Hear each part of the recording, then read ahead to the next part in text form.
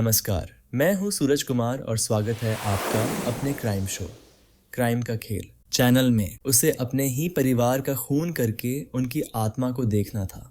उसे रिसर्च करना था कि जब इंसान की मौत होती है तब आत्मा शरीर को छोड़ने के बाद कहाँ जाती है। ऐसा केस कि जिसने सुना उसके रोंगटे खड़े हो गए। ऐसा केस कि लोग अचरज में पड़ गए कि क्या कोई इंसान इस हद तक भी जा सकता है।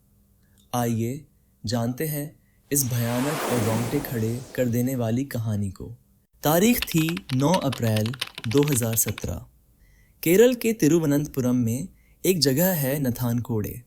वहाँ एक मकान में अचानक धू धू करके आग की लपटें उठने लगीं। आग इतनी तेज थी कि पूरा मोहल्ला दहशत में आ गया। आसपास के लोग इकट्ठा हो गए। किसी ने फायर ब्रिगेड को फ़ोन किया तो कोई अपने तरीके से आग बुझाने की कोशिश करने लगा। लेकिन हैरानी की बात ये थी कि उस मकान में रहने वाला पूरा परिवार यानी 5 लोग कहीं नज़र नहीं आ रहे थे। लोगों की सांसें अटक गईं कि कहीं ये लोग मकान के अंदर फंस तो नहीं गए। ये मकान था रिटायर्ड कॉलेज प्रोफेसर राजा थानकाम का, जो 60 साल के थे। उनके साथ रहते थे उनकी 58 साल की पत्नी जीन पद्मा, उनका 35 साल का बेटा कार्डेल जिनसोन राजा, 26 साल की बेटी कैरोलिन और जीन पद्मा की 70 साल की नेत्रहीन बड़ी बहन ललिता। एक भरा पूरा परिवार जो उस दिन अचानक गायब था। कुछ देर बाद फायर ब्रिगेड आई। आग पर काबू पाया गया। लेकिन जब पुलिस अंदर गई तो जो देखा उसने सबके होश उड़ा दिए। आग ऊपर के फ्लोर में लगी थी, नीचे का फ्लोर ज़्यादा प्रभावित नहीं हुआ था। एक महिला की लाश सड़ी गली अवस्था में मिलती है, जिसे प्लास्टिक से रैप किया गया था। पुलिस को पता चलता है कि महिला का नाम ललिता है, जो देख भी नहीं पाती थी। ग्राउंड फ्लोर पर पुलिस को ललिता की लाश मिली और वो लाश जली हुई नहीं थी, बल्कि उस पर तेज़धार हथियार से वार के निशान थे। पुलिस समझ गई कि ये सिर्फ आग का हादसा नहीं बल्कि एक साजिश है। पुलिस ऊपर के फ्लोर पर पहुंची, जहां 3 और लाशें मिलीं। ये लाशें इतनी बुरी तरह जली हुई थीं कि पहचानना मुश्किल था। लेकिन अनुमान लगाया गया कि ये राजा थानकाम, उनकी पत्नी जीन पद्मा और बेटी कैरोलिन की हो सकती हैं। लेकिन परिवार का 5वां सदस्य बेटा कार्डेल वो गायब था। जांच शुरू हुई। पता चला कि जिस वक्त आग लगी कार्डेल चेन्नई में था। जैसे ही उसे इस हादसे की खबर मिली वो भागता हुआ तिरुवनंतपुरम वापस आया। घर की हालत देखकर वो बदहवास हो गया। चूंकि वो इस परिवार का इकलौता जिंदा बचा सदस्य था, इसीलिए पुलिस को शुरुआती जांच कार्डेल से ही करना था। लेकिन पुलिस ने जब उसकी हालत देखी तो फैसला किया कि 1-2 दिन के बाद ही उससे पूछताछ करेंगे। तब तक पुलिस ने जो भी सर्कमस्टांशियल एविडेंस मिले थे और जो भी गैजेट रिलेटेड चीज़ें होती है, जैसे कॉल डिटेल्स, लोकेशन, ये सब खंगालना शुरू कर दिया। फिर 1-2 दिन बाद पुलिस ने उससे पूछताछ शुरू की। पुलिस ने पूछा, ये सब हुआ कैसे? तुम्हें क्या लगता है किसने किया होगा? कार्डेल बिल्कुल क्लूलेस लग रहा था, कुछ बता नहीं पा रहा था। लेकिन पुलिस का शक उसी पे गहराता जा रहा था और कार्डेल भी अपनी तरफ से जितना हो सके कोशिश कर रहा था कि वो पुलिस को गुमराह कर सके। और उसने किया भी वही, गोल गोल जवाब, कभी इधर की बातें कभी उधर की बातें। लेकिन पुलिस ने हार नहीं मानी। उनके पास सीसीटीवी फुटेज, मोबाइल की लोकेशन, परिवार के इलेक्ट्रॉनिक गैजेट्स की जानकारी, लेकिन पक्का सबूत नहीं था। फिर पुलिस ने कार्डेल से सख्ती से पूछताछ शुरू की। शुरू में तो वो टाल मटोल करता रहा, लेकिन आखिरकार उसने एक चौंकाने वाला खुलासा किया। उसने कहा, मैं एक रिसर्च कर रहा था, एक पैरानॉर्मल प्रयोग। मैं देखना चाहता था कि जब किसी की मौत होती है तो उसकी आत्मा कैसे निकलती है, कहाँ जाती है। इसलिए मैंने अपने परिवार की हत्या कर दी। पुलिस को यह बात बहुत अजीब लगी। पुलिस ने उससे और सख्ती की और पूछताछ की और फाइनली उसने तरह तरह की बातें बनानी और अजीब और गरीब हरकतें करनी शुरू कर दी। पुलिस ने जब वो थोड़ा सा नॉर्मल हुआ तो पुलिस ने पूछा कि बताओ, तुम्हें कोई मानसिक बीमारी, कोई तकलीफ़ है?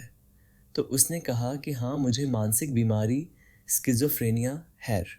स्किज़ोफ्रेनिया वो बीमारी है जिसमें इंसान खुली आँखों से सपने देखने लगता है, डरावनी कल्पनाएं करने लगता है। उसने कहा कि इसी बीमारी की वजह से उसने ये हत्याएं की। पुलिस को उसकी बातों पर यकीन नहीं हुआ। उन्होंने उसका साइकोलॉजिकल टेस्ट करवाया और हैरानी की बात, रिपोर्ट में पता चला कि कार्डेल को कोई स्किज़ोफ्रेनिया या मानसिक बीमारी नहीं थी। वो एकदम नॉर्मल इंसान था। तो फिर उसने ऐसी कहानी क्यों गढ़ी? पुलिस या डंडे के आगे तो अच्छों अच्छों की बैंड बज जाती है, तो कार्डेल की क्या औकात। आखिरकार कार्डेल ने सच उगल दिया। उसने बताया कि उसने 5 अप्रैल को ही अपने पिता, माँ और बहन को किसी बहाने से ऊपर के फ्लोर पर बुलाकर उनकी हत्या कर दी। इस पर पुलिस ने पूछा कि ऐसे कैसे हत्या कर दी? किसी ने रोका नहीं। आखिर 3 लोग थे और तुमने उन लोगों को एक साथ ऊपर आने के लिए राज़ी कैसे कर लिया? तब कार्डेल बताता है कि वो वीडियो गेम बहुत खेला करता था और इसी वीडियो गेम के बारे में झूठा बोलकर उसने एक एक करके उन लोगों को ऊपर बुलाया और कुल्हाड़ी से मारता चला गया। ललिता, जो उसकी मौसी थीं और नेत्रहीन भी, वो नीचे ही थीं। उसने उन्हें भी नीचे आकर कुल्हाड़ी से मार डाला। फिर उसने बाहर जाकर एक दुकान से झाड़ू, डिटोल, प्लास्टिक कवर ये सब खरीदा और घर वापस आ गया। उसके बाद उसने सारे बॉडीज़ को प्लास्टिक कवर से सील किया, झाड़ू से घर का खून साफ किया और डेटोल छिड़क दिया। इसी बीच इनके यहाँ काम करने वाली जो मेड थी वो आ गई। वो खाना पकाने का काम करती थी, तो कार्डेल ने उसे बाहर से ही रफा दफा कर दिया और उसने मेड को बोला कि अभी सब बाहर गए हुए हैं, सो तुम 4-5 दिन मत आना। कार्डेल उस घर में इन 4 लाशों के साथ 4 दिन बिताता है और सोचते रहता है कि क्या करना चाहिए। जब स्मेल बढ़ने लग जाती है तब वो चेन्नई का फ़्लाइट का टिकट करता है और ठीक फ़्लाइट के टाइम से पहले घर के ऊपरी हिस्से में आग लगा देता है और सोचता है कि जब सब जल के खाक में मिल जाएगा तो क्या हुआ, किसी को पता भी नहीं चलेगा और वो आराम से अपनी लाइफ जिएगा। आग लगा के वो फ़्लाइट पकड़ के चेन्नई आ जाता है और चेन्नई आते ही उसे फ़ोन आ जाता है कि ये सब हादसा हुआ है और वो अगेन वापस अपने घर आ जाता है। लेकिन उसे ये नहीं पता था कि आग नीचे तक आने से पहले ही बुझा दिया गया था और उसकी मौसी की लाश से पुलिस को इस भयानक कत्ले आम की जानकारी मिल चुकी है। अब असली सवाल ये था कि उसने ऐसा क्यों किया। आत्मा देखने की कहानी तो झूठी थी और बीमारी भी झूठी थी। असल में असली वजह थी नफ़रत। कार्डेल ने बताया कि उसका परिवार उसे नाकारा समझता था क्योंकि उसका परिवार बहुत ही एजुकेटेड था और वो लोग पढ़ाई को बहुत ज़्यादा तवज्जो देते थे, लेकिन वो पढ़ाई में ज़ीरो था। उसे ज़रा भी पढ़ने में मन नहीं लगता था। फिर भी उन्होंने MBBS में उसका दाखिला करवा दिया था, मगर वो पढ़ नहीं सका और घर वापस आ गया। उसे फिर से पढ़ने के लिए ऑस्ट्रेलिया भी भेजा गया, मगर फिर वो वापस आ गया। उसने कहा कि उसे वीडियो गेम खेलना, नेट सर्फिंग करना ये सब पसंद था, लेकिन उसका फैमिली ये सब बात को ख़राब मानते थे और इसीलिए उसके माता पिता उसे ताने मारते थे और उसे आइसोलेट कर दिया था। कार्डेल के मन में इतनी नफ़रत भर गई कि उसने अपने पूरे परिवार को ख़त्म करने की ठान ली। पुलिस ने सारे सबूत बहुत ही बारीकियों से जुटाए। आग की घटना को जिसने पहली बार देखा, call records, location details, maid servant के बयान, फोरेंसिक रिपोर्ट्स, उस दुकानदार की गवाही जिससे कार्डेल ने डेटोल, प्लास्टिक कवर आदि खरीदा था और कार्डेल का कबूलनामा और एक मजबूत केस तैयार किया। तिरुवनंतपुरम की कोर्ट ने इसी सोमवार को कार्डेल को 4 हत्याओं का दोषी करार दिया और कल यानी मंगलवार को कोर्ट ने उसे सज़ा सुनाई। उसे IPC सेक्शन 436 के तहत 7 साल की कैद, सेक्शन 201 में 5 साल की कैद और सेक्शन 302 में उम्र कैद सुनाया गया। कोर्ट ने इसे rarest of the rare case नहीं माना। अगर माना होता तो उसे फांसी ज़रूर होती।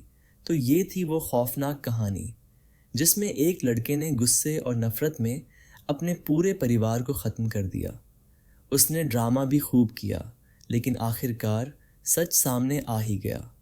अगर आपको हमारी मेहनत पसंद आई हो तो इस वीडियो को लाइक करते हुए शेयर भी ज़रूर करें। अगर आपने अब तक क्राइम का खेल चैनल को सब्सक्राइब नहीं किया है तो चैनल को सब्सक्राइब कर बेल आइकॉन ज़रूर दबा लें। क्राइम की दुनिया से जुड़ी ऐसी ही कहानियों के लिए हमारे साथ जुड़े रहें। धन्यवाद।